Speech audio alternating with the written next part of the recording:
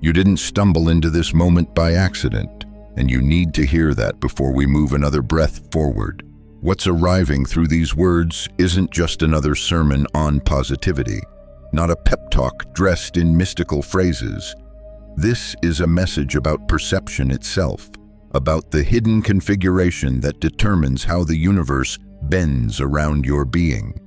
Something in your life drew you here, a recurring pattern that keeps looping, perhaps, or that haunting feeling that no matter how much effort you pour into change, the results seem to slip through unseen fingers. Maybe you've known fleeting moments when everything aligned, doors opened without force. The right person appeared out of nowhere, timing felt sacred. You called them coincidences. They were previews, glimpses of what happens when consciousness and creation remember they're not two separate things. Most people never find this key because they've been conditioned to see themselves as isolated fragments, singular minds wrestling with an indifferent cosmos. They're told success demands struggle, that good fortune must be earned through exhaustion, that the world is something to conquer rather than commune with. Even when they learn words like manifestation, they still try to control life from the outside, using thought as a lever instead of a bridge. But what if the gap they're trying to cross never existed? What if the very thing you've been chasing isn't something to acquire, but something already moving through you, an impulse of the universe seeking its own expression through your form? This is where everything begins to turn. Because the moment you stop operating as a stranger to reality and remember your belonging within it, life starts to reorganize itself not through effort, but through resonance. Not because you forced the current, but because you finally stopped fighting the river that was always carrying you home. That river, the one carrying you home, doesn't disappear once you notice it. It's always been there, waiting beneath the noise of effort and fear. Yet, for most of your life, you were taught to swim against it, to believe that the flow of life was something to be managed, mastered, or manipulated.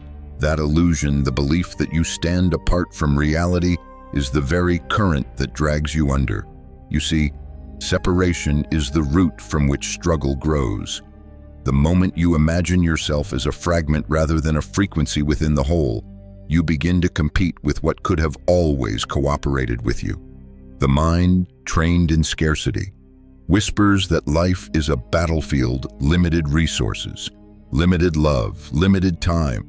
And so, you brace for impact instead of opening for exchange. You prepare for disappointment rather than resonance. This conditioning runs deep, older than your name, woven through generations who were told that survival required control.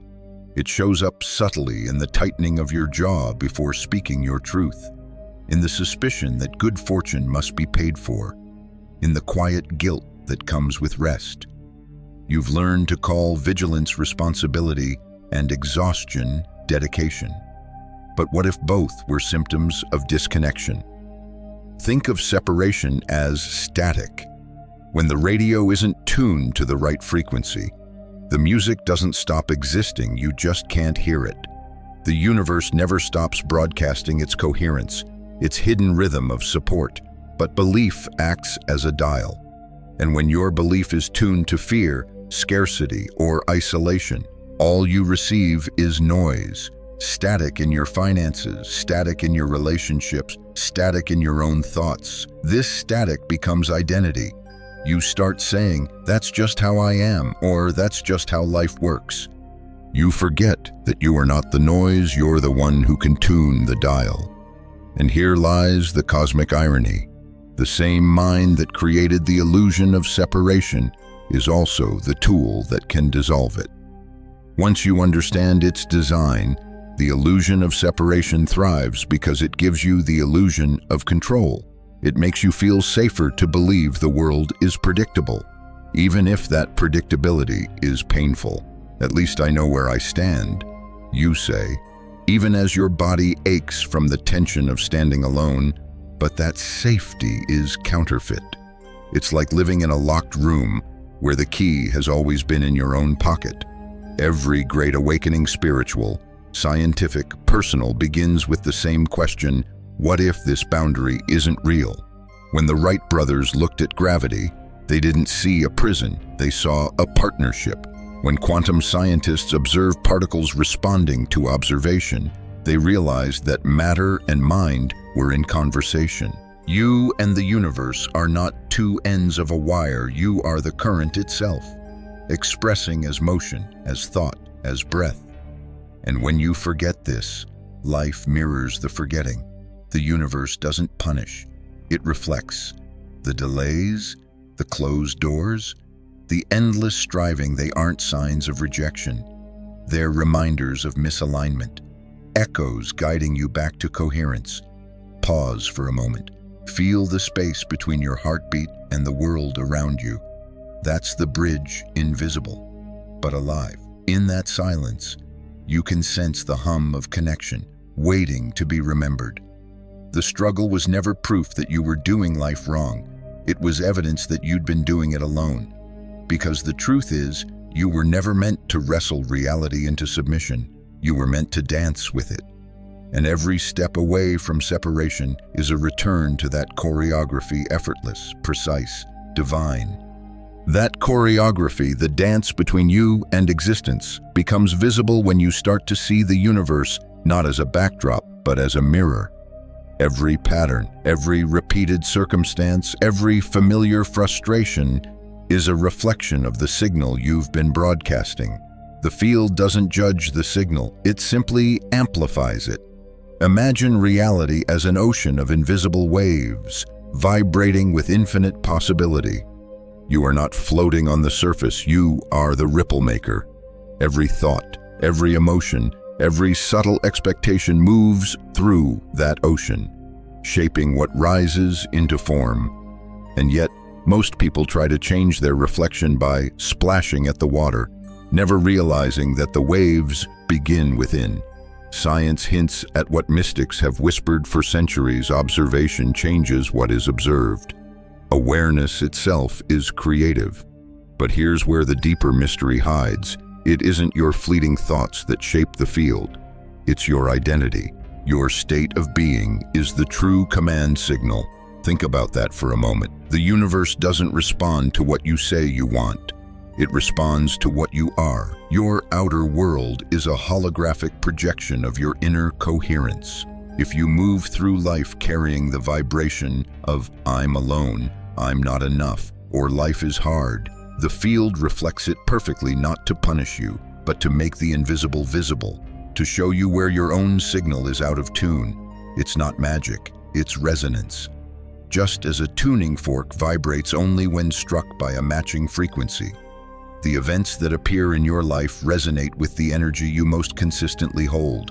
This is why people say, it's always one thing after another, or good things never last. They're describing the field responding faithfully to the program running beneath their awareness. But the moment you shift the program, the feedback shifts too. You can't fake it with words or surface optimism. The field reads vibration, not vocabulary. You can stand before a mirror and smile all you want, but if you're frowning inside, the reflection won't lie. So what does it mean to shift identity? It begins when you stop asking, "How do I get what I want?" and start asking, "Who am I being that's creating this?" The first question comes from separation. The second opens the door to participation. Consider this: when a storm passes over the sea, the waves rise, but the depths remain untouched. Your identity has both the surface self tossed by circumstances and the deeper self that is pure stillness. Most people live only in the storm, reacting to the weather of emotion and thought. But when you begin to anchor awareness in that depth, the surface reorganizes itself. You don't need to stop the wind, you only need to remember the ocean beneath it. Every choice becomes a transmission. Every breath an instruction to the quantum field saying, "This is what I'm available for." And the field listens not as a cosmic vending machine, but as a living intelligence echoing your coherence back to you. The mirror never lies, but it does evolve. The more you refine your signal through self-awareness, compassion, stillness, the clearer the reflection becomes. And one day, when you gaze into the mirror of your life, you'll recognize the face staring back as something luminous and familiar. The reflection won't just resemble you, it will be you, finally undistorted. And that's when the conversation between you and the universe stops being transactional. It becomes relational. You stop asking for outcomes and start embodying alignment. The field bends not because you commanded it to, but because it cannot help but match who you have become. That reflection, clear, unbroken, alive, is not something you force into focus. It appears the moment you stop trying to control it. The same way still water mirrors the sky only when it's calm, life reveals its intelligence when you release your grip. This is where the old paradigm collapses. We were taught to push, to grind, to fight for every inch of progress. Our culture worships effort, mistaking tension for strength. Yet, the deeper truth is that force distorts the very frequency it's trying to express. You cannot command coherence from contraction. Look around in nature, in your own body. Rivers don't strain to reach the ocean. Their path is shaped by surrender. Trees don't rush their growth. They stretch toward light in perfect rhythm with the seasons. Even your breath, that quiet teacher, expands and releases without effort, carrying life with it. But somewhere along the way, we forgot this rhythm. We began treating existence as an opponent rather than a partner. Surrender isn't weakness, it's alignment with intelligence greater than thought. When you release the need to control outcomes, you create the space for life to respond through you instead of to you. The current moves differently then, not as resistance, but as resonance. Consider the physics of it. Force is linear. It demands equal opposition. Flow, on the other hand, is exponential. It carries you with currents that multiply energy instead of consuming it. When you act from fear, you collapse your field into scarcity. When you act from trust, you expand it into probability. This is why so many breakthroughs, creative, scientific, spiritual, happen in moments of quiet release. The artist lets go of perfection, and the masterpiece arrives. The scientist stops chasing solutions, and the answer surfaces. The body stops bracing for failure, and healing begins. What moves through you when you surrender isn't absence of will. It's the alignment of will with the wider intelligence that's been guiding you all along. You may have noticed that when you push, life pushes back. Deadlines tighten, people resist, doors stay shut. But when you let go, not in apathy, but in trust, the world rearranges with eerie precision. A call comes through, an opportunity opens, a conversation shifts tone. You didn't make it happen. You became the condition through which it could happen. This is the paradox at the heart of quantum creation. Control contracts energy, while surrender expands it. It's not passivity, it's participation. You're not giving up direction, you're aligning with the greater direction already encoded within existence. The wave doesn't fight the tide, it rides it. And here's where the practice deepens. Surrender doesn't mean everything instantly feels easy. It means you stop interpreting difficulty as proof of failure. The river bends, and sometimes that bend feels sharp, but even that curve is carrying you closer to the ocean. You start to recognize that resistance is feedback, not punishment, a gentle reminder that you've begun swimming upstream again. So, how do you move from force to flow? Begin with awareness. Feel where your body tightens when you chase, when you grasp. Notice where your breath shortens as you try to control outcomes. In those moments, pause, breathe deeper, whisper internally, "I release the fight." That simple act resets the circuitry of your nervous system. It turns the static back into music. Over time, surrender becomes not a choice but a habit, the new default setting of a consciousness that remembers its partnership with the universe. And when you live from this flow, something extraordinary happens. Action becomes effortless, and results become graceful. You realize you were never meant to power the current. You were meant to move with it, as it, through it. And once that knowing takes root, the universe doesn't just cooperate. It begins to choreograph miracles through your willingness to let go. That act of letting go, of loosening the inner grip, does more than change your mindset. It rewires the very circuitry of your body. Because the nervous system, your most faithful instrument, has been trained for centuries to expect threat, not flow. It learned to brace before it could breathe. When you've spent years surviving, safety feels foreign. The body learns to hold tension as protection, to treat calm as danger because it's unfamiliar. That's why transformation can feel uncomfortable. Even when it's positive, your nervous system interprets peace as risk. The challenge, then, is not just to believe in connection, but to embody it. At the biological level, every emotion is a chemical signal. Every thought, an electrical pulse. Your body isn't separate from consciousness. It's a living antenna. When you're in fear or scarcity, your system constricts, your heart rate spikes, your breath shortens, and perception narrows. You literally can't see opportunity because your biology has collapsed into survival. That's not metaphysics, that's physiology. In states of stress, the prefrontal cortex, the part of your brain that accesses creativity and higher reasoning, goes offline. You're left reacting instead of creating. This is why trying to manifest from fear rarely works. The mind is attempting to open a door the body has already locked. Safety isn't a luxury in this work, it's the foundation. The universe cannot flow through a clenched system. Think of your nervous system as a channel for cosmic intelligence. When it's flooded with adrenaline, the channel distorts the message. But when it relaxes, when coherence replaces chaos, the signal becomes clear. Inspiration, intuition, synchronicity. These aren't mystical accidents. They're what happens when the body feels safe enough to listen. So, how do you reprogram this ancient circuitry? You begin small. Breath is the first bridge. Each time you exhale fully, you tell your body, "We are safe now."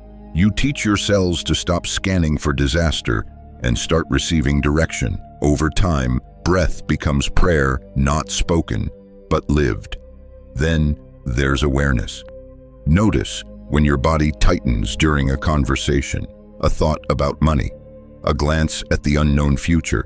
That contraction is an echo of old programming. Don't fight it. Witness it. By observing it without judgment, you teach your system that awareness itself is safety. Another practice gratitude. Not the performative kind, but the physiological kind.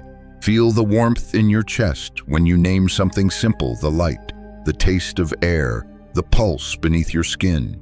Gratitude shifts the nervous system from defense to receptivity faster than any affirmation ever could. It moves you from vigilance to coherence. And then comes trust, the deepest rewiring of all. Trust begins as an experiment. You test it in small ways, letting a conversation unfold without rehearsing it, allowing a day to flow without over-planning it, releasing the need to fix what isn't yours to control. Each time life meets you with support instead of collapse, your nervous system learns a new equation. Safety doesn't require certainty, it requires alignment. As coherence builds, you'll notice the world responding differently. People soften around you. Opportunities appear where tension once stood. Even your physical rhythms shift, sleep deepens, digestion steadies, intuition heightens.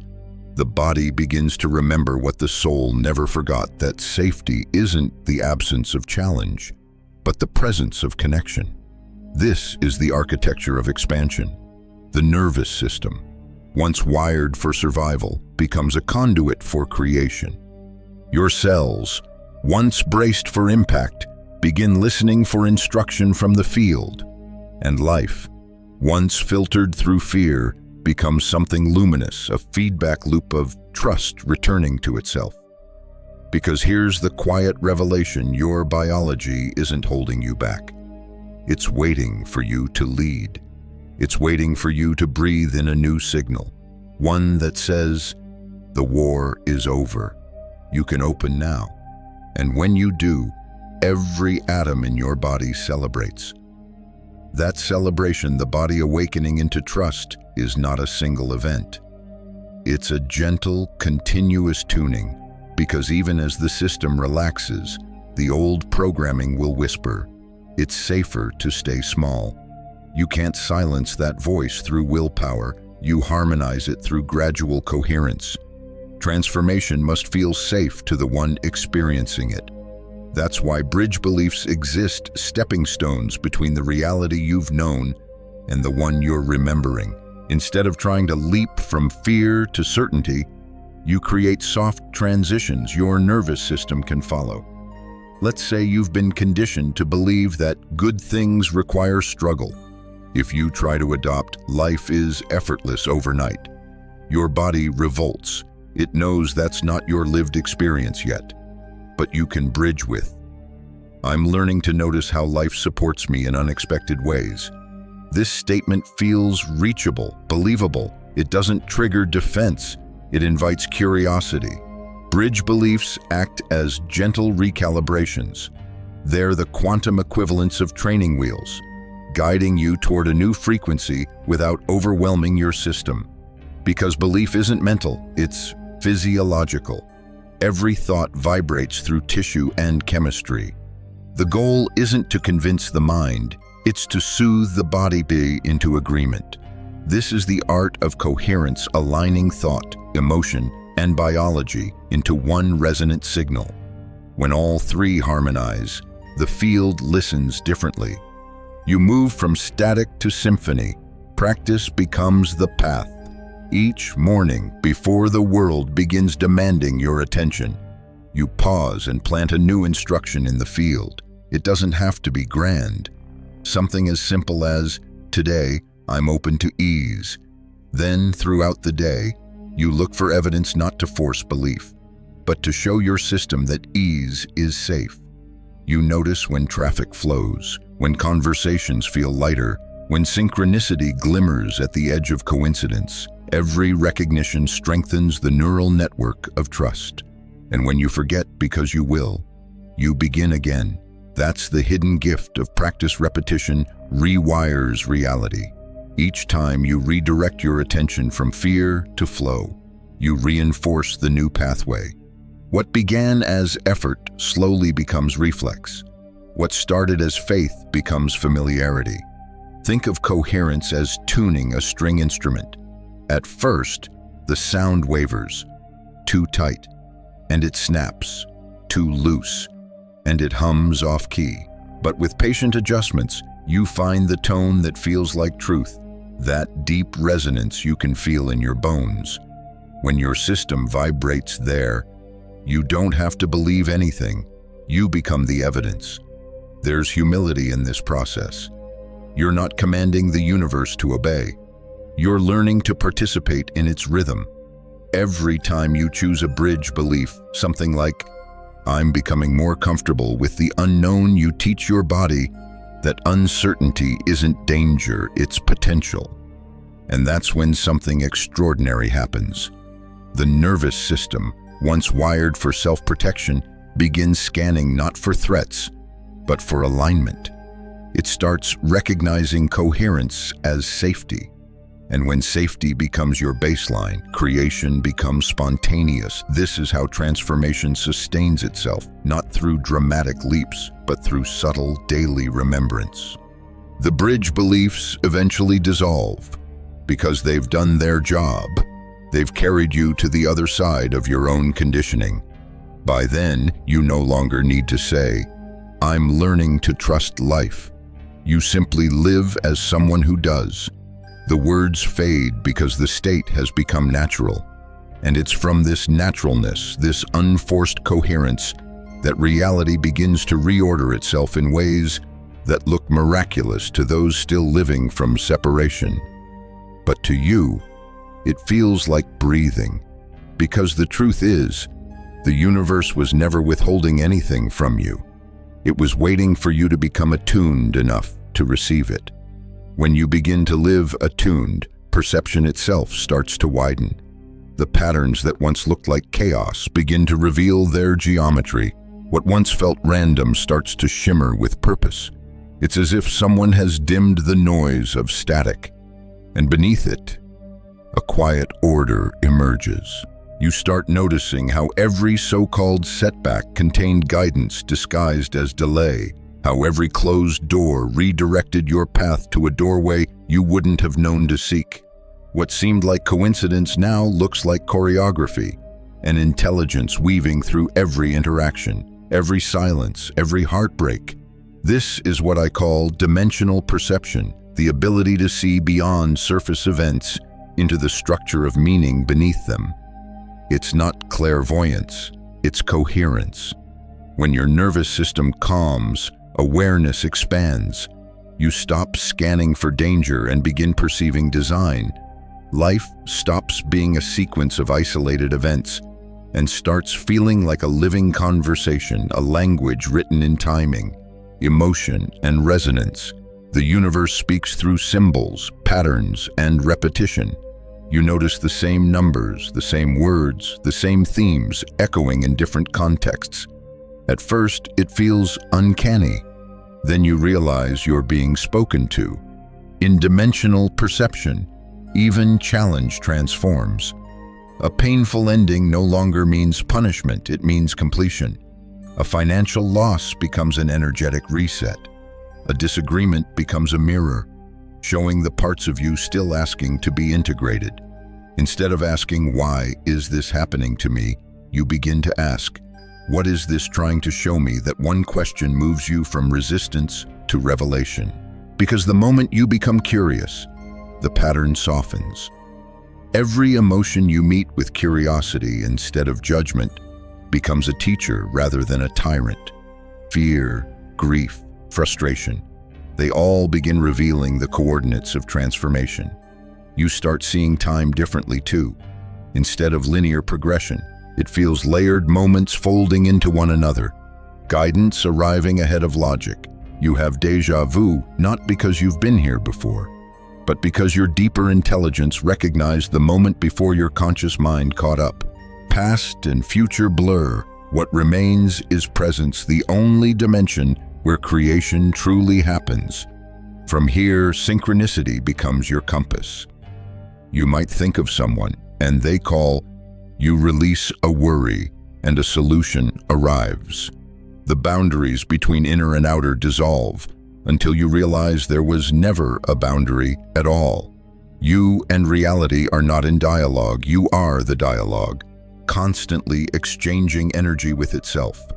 And still, this awareness asks for humility. Dimensional perception doesn't mean you suddenly control the pattern. It means you participate in it consciously. You begin to trust that even what doesn't yet make sense belongs to a larger coherence that your current vantage point cannot yet see. This trust liberates you from the need to know how everything will unfold, because when you understand that the pattern itself is benevolent, uncertainty stops being threatening. It becomes creative, potential, unexpressed possibility, waiting for your state of being to decide its form. And so, you start relating to uncertainty the way an artist relates to a blank canvas, not as emptiness, but as invitation. You feel the pulse of the unseen pressing gently against the edges of the known, urging you to expand. That pulse is the universe whispering, "This way." When you live this way, life begins to feel enchanted again, not as fantasy, but as physics.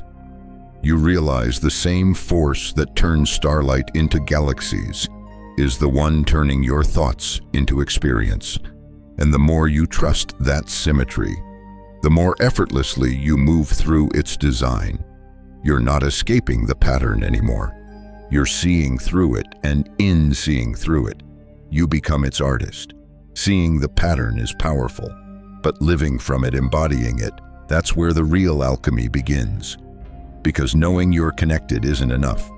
The body has to believe it too, and belief, at this depth, doesn't live in the mind. It lives in the cells. Every experience you've ever had has left a trace, not metaphorically, but biologically. Memory doesn't only sit in the brain, it's woven into muscle, fascia, heartbeat. When you felt fear, your cells learned contraction. When you felt love, they learned expansion. You are, in a sense, a library of everything you've survived. Most people try to rewrite their story at the level of thought. They repeat affirmations, visualize success, declare new intentions, but if the body still remembers fear, the signal is split. The mind says, "I'm safe," while the nervous system whispers, "I'm not."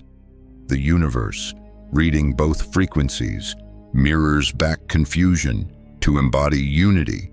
The message must be coherent, thought, emotion, and biology aligned like a chord vibrating in harmony. This is why inner transformation isn't about saying the right words, but creating the right resonance. You don't convince the body through logic. You teach it through experience. Start small.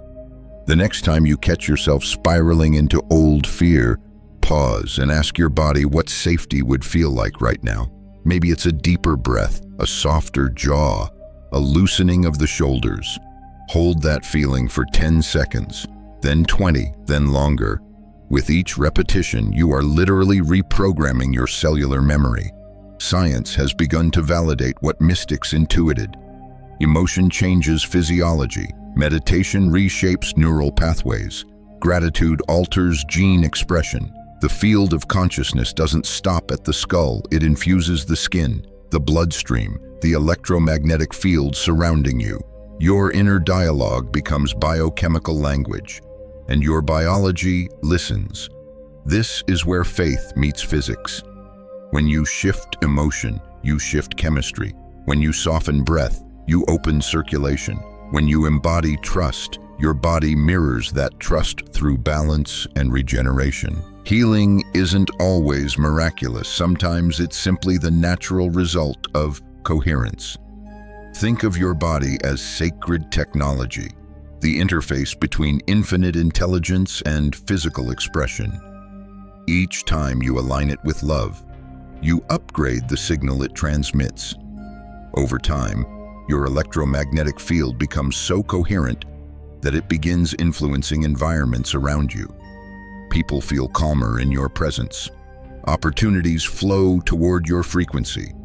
You start magnetizing experiences not because you're manipulating them, but because resonance attracts resonance. But this process demands honesty. You cannot bypass pain and call it embodiment.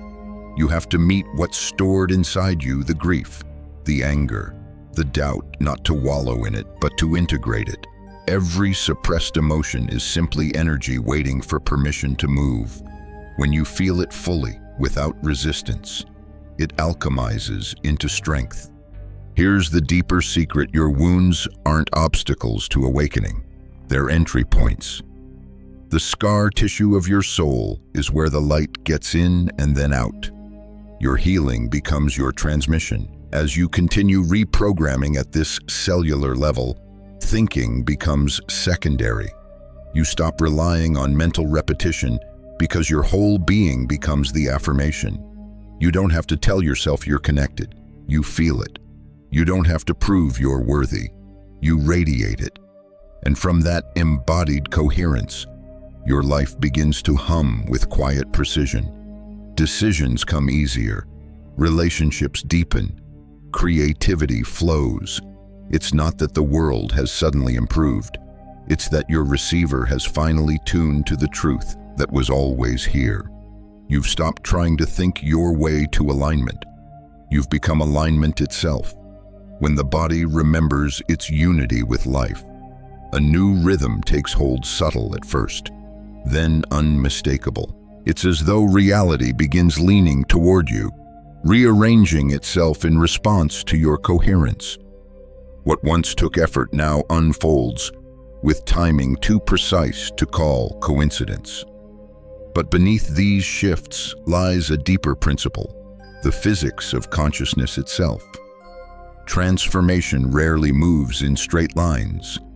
The ego expects progress to be predictable, measurable, visible, but consciousness doesn't operate like a machine. It operates like a phase transition. For a long while, it seems as if nothing is changing. You meditate, breathe, choose trust over fear, yet the surface of your life still looks the same. Then suddenly, without warning, everything flips. It's the same principle that governs water. You can heat it steadily for hours, and it appears unchanged. Molecules jitter faster, energy builds invisibly, until one precise moment when structure yields to freedom, liquid becomes vapor, density becomes expansion. That 1 degree didn't create the transformation, every degree before it did. Your consciousness works exactly the same way. Each moment you choose alignment, each breath of surrender, each act of self-trust is heat added to your field. The system is reorganizing beneath the threshold of sight. And when the tipping point arrives, change cascades effortlessly, exponentially. People will call it sudden. You'll know it was cumulative. This is why patience is a form of mastery. It isn't passive waiting, it's active stability. The awareness that even when no external proof exists, something profound is restructuring within. The quantum field never loses energy. It stores it until coherence reaches critical mass. Then, reality itself reconfigures. Most people quit in the final degrees. They judge silence as stagnation. They confuse the unseen gestation with absence of progress. But if you understood how close you were each time, you'd never stop. The final push isn't about doing more, it's about trusting deeper. Notice how the phase transition feels in your own evolution. There's often restlessness before breakthrough, chaos before clarity. The nervous system hums, relationships shift, plans dissolve. You think you're losing control, but you're actually shedding density. Old versions of self melt away to make room for what the field has been preparing to express through you. And when that shift occurs, it happens fast. A single conversation changes everything. An idea lands fully formed. Synchronicities cluster like constellations, mapping a destiny you can suddenly read. This is not magic. It's momentum meeting readiness. There's a moment in every transformation when willpower gives way to gravity, when you no longer have to try to stay aligned because alignment has become your new default. The energy that once went into self-doubt now fuels creation. The reality that once resisted you now yields with grace. Understand this clearly. You are not forcing the universe to respond. You are becoming the kind of pattern the universe already recognizes as its own. When coherence is complete, there's no separation left to bridge. What you called manifestation is revealed as reflection, not you making it happen, but you allowing yourself to witness what always was. And in that witnessing, something beautiful unfolds. Life stops feeling like effort and starts feeling like evidence proof that the intelligence behind stars and seasons has never been absent from you. It's been waiting for you to cross that invisible threshold, to add that final degree of trust, until everything like water into vapor transforms in an instant. This is the moment the universe bends not to your will, but to your wavelength. When that wavelength stabilizes in you, the transformation doesn't stop at your skin. It ripples outward, silently altering the collective field we all share. Because the quantum truth is this: consciousness is communal. The shift that begins within a single nervous system begins recalibrating the web of life itself. You may have already felt this, how one person's calm presence can soothe a room, how a single act of genuine kindness can disarm hostility, how a community gathered in shared intention can change the atmosphere of an entire city. These aren't poetic exaggerations. They're measurable shifts in coherence. When one heart steadies, others unconsciously synchronize. When one mind dissolves fear, others find courage easier to access. This is resonance at scale evolution through example, not argument. Every breath you take in alignment becomes a broadcast. Every time you choose trust over control, you're sending out a signal that the collective nervous system registers as safety. That's why personal awakening is never selfish. It's the most direct form of service available to a human being. Think of humanity as a single organism, billions of cells learning to function as one coordinated body. When a single cell remembers its harmony, it influences its neighbors. When enough cells awaken, the whole body begins to heal. This is happening now, quietly but unmistakably, a planetary nervous system learning coherence. You can feel it in the way time seems to bend, how synchronicities cluster not just in individuals but in entire movements. Global events rise and fall in waves of polarity. And through it all, a deeper intelligence is reorganizing us toward balance. The chaos you witness isn't collapse, it's the friction of an old paradigm dissolving, while a new one assembles itself in the unseen. In this context, your embodiment becomes revolutionary. Each moment you hold peace in a world addicted to panic, you're anchoring a new timeline. Each time you refuse to participate in the broadcast of fear, you weaken its frequency. You may think you're meditating alone, breathing quietly in your room, but from the field's perspective, you're contributing to planetary coherence. The signal doesn't care about geography, it responds to resonance. And as this coherence spreads, reality itself begins to operate differently. Innovation accelerates, empathy deepens, synchronicities multiply. The very architecture of possibility expands because more observers are participating from unity rather than separation. It's as though the universe has been waiting for enough of us to remember our original harmony before revealing what's next. But let's be clear, this awakening is not an escape from the world. It's a deeper entry into it. It's not bypassing pain, it's transmuting it. To embody unity in a divided world is to walk as a bridge, to hold contradiction without collapsing, to be the still point through which creation recalibrates itself. So when you meet resistance in people, systems, or even within yourself, remember that every pattern of fear is simply an older frequency asking to be integrated. You are not fighting darkness, you are illuminating it. You are not here to convince anyone, you are here to remember so completely that your very presence becomes remembrance for others. Because the universe doesn't evolve through force, it evolves through resonance. And each time you live as coherence embodied, you become a node of stability in a shifting cosmos. The universe bends toward you because, in truth, it's bending through you. You are not commanding reality. You are collaborating with it. When one being awakens, it alters the field. When many awaken together, it alters the timeline of civilization.